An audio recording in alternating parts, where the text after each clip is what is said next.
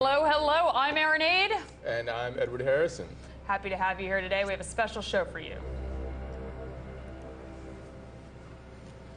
And today, on this very, very special episode of Boom Bust, we're focused entirely on the subject of oil. And to help us with today's discussion, we've invited 4 guests to weigh in on various topics surrounding the black gold commodity, and you definitely don't want to miss a moment. So let's get to it.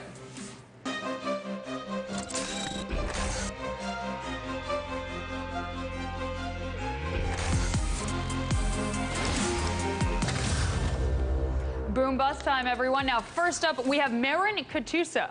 Maren is Chief Energy Investment Strategist at Casey Research, and he's also Managing Editor of Casey Energy Confidential and The Colder War Letter. Maren also authored the book, The Colder War, so I think we might have a little bit of Cold War stuff in there.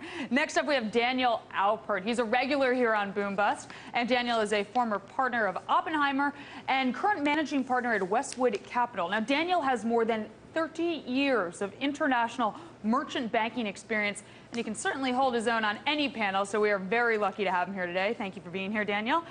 Up next, we have Phil Verlager. Phil rather, is joining us today from Aspen, Colorado, where he is owner and president of the energy and commodities consulting firm PK Verlager. Now, Phil is also a former staff economist on President Ford's Council of Economic Advisors. And finally, rounding out this fantastic panel for today, we have Rob Barnett. Barnett specializes in energy sector economics, environmental policy, strategy, and EPA regulations, and he is a senior energy economist at Bloomberg Government. And as always, joining me today is the fabulous, the one and only, my partner in crime, Boom Bust producer, Mr. Edward Harrison. How you doing today, Ed? Very good. Now, we're pretty excited, and I don't want to waste a moment of any of the good stuff, so let's just dive right in. Now, I'm going to direct this first question at you, Daniel, but I do want to say to any of the other panelists, feel free to chime in at any time or interrupt. If you must get your point across, we want a healthy and preferably fierce debate today, so bring it on, fellas. We definitely want to see it. Okay, Daniel, first up. Now, in 1971, Richard Nixon took the U.S. off the gold standard and set in motion a massive devaluation of the U.S. dollar.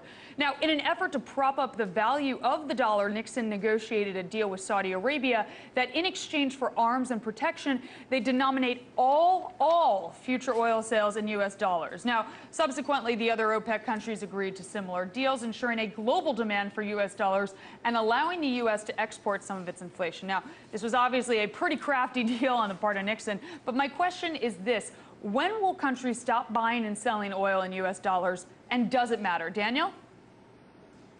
First of all, I don't think it'll happen anytime in our life. We should change directions a little. You know, 90% of the increase in U.S. production since 2010 has come from 6 shale oil sites in the U.S., just 6. So where is the break even for the fracking industry? You know, I hear numbers as high as $90, as low as $75. At what price does shale run into problems?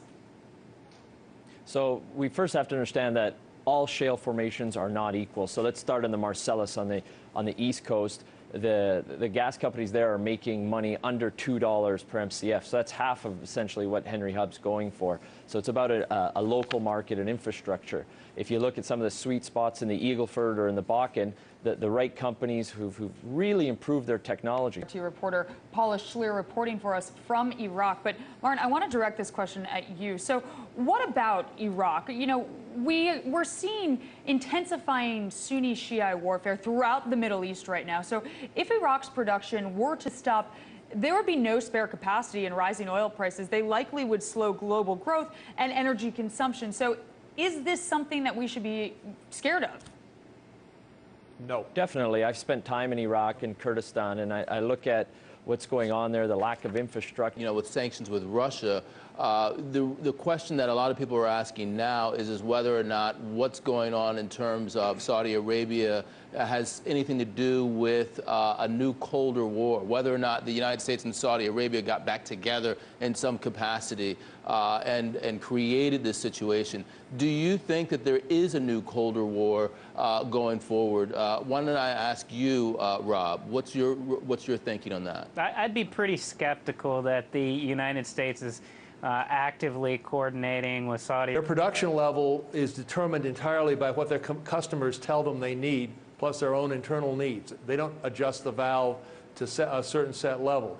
And by leaving this as a commercial endeavor, they've managed to build up the third largest foreign exchange reserves in the world. And they're right now doing this as a customer marketing effort. They see the Canadians working hard to market oil. Canada's working with India, so just today the Indians and the Saudis have agreed that the Saudis will store a large volume of oil in India, build some new as far as oil goes, are strictly a commercial endeavor. By the way, Marin, despite the price cuts that the Saudis have given, we are hearing that Chinese refiners are favoring supplies from Oman and South America over Saudi Arabia as their prices relative to output are more competitive. How will Saudi Arabia fare in terms of their economy and in terms of their government budget as a result of this decline?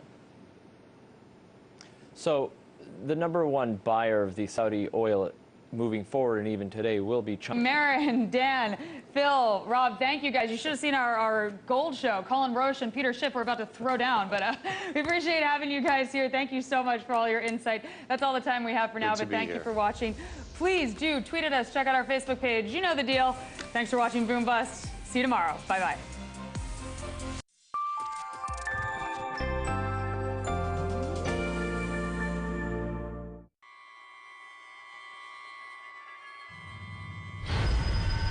They went around the room and they